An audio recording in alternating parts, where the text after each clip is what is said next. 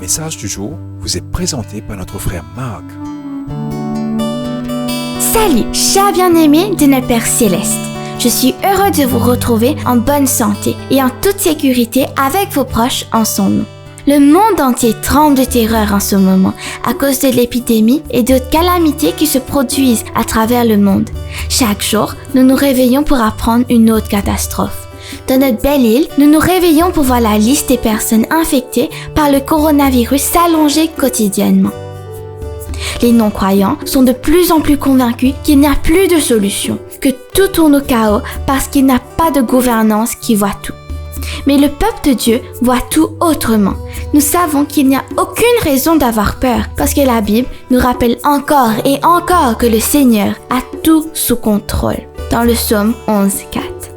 C'est le thème de notre message aujourd'hui.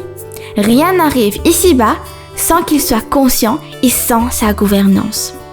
La Bible déclare dans le psaume 22:28 « Car à l'Éternel appartient le règne, il domine sur les nations. » De même, le prophète Isaïe déclare au monde « Approchez, nations, pour entendre. Peuple, soyez attentifs.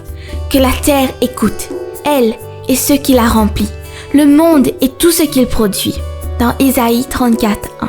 Isaïe déclare que lorsque l'indignation de Dieu est suscitée contre les nations et leurs armées, c'est le Seigneur lui-même qui les livre au carnage. Voici les nations sont comme une petite goutte dans un seau et ne sont plus que de la poussière sur ses mesures. Toutes les nations devant lui sont comme rien. C'est Dieu qui est assis sur son trône au-dessus de la terre. Et comparé à lui, les gens sont comme des sauterelles. À qui me comparez-vous? Ésaïe 40:15 et 17:22-25. Ésaïe 40:26 parle au peuple de Dieu, qui est battu et troublé par les événements mondiaux. Chers bien-aimés, faites-vous partie des gens du monde. Il suffit de l'écouter alors. Il conseille, levez les yeux vers le ciel, vers les cieux glorieux. Voici des millions d'étoiles placées là. Votre Dieu les a créées et il les appelle toutes par leur nom. N'êtes-vous pas plus précieux qu'eux? Le Seigneur Jésus pose également cette question dans Matthieu 6. Savez-vous que vous valez plus que les oiseaux, que les fleurs? Nous savons que nous valons plus que cela. Par conséquent, ne craignez pas.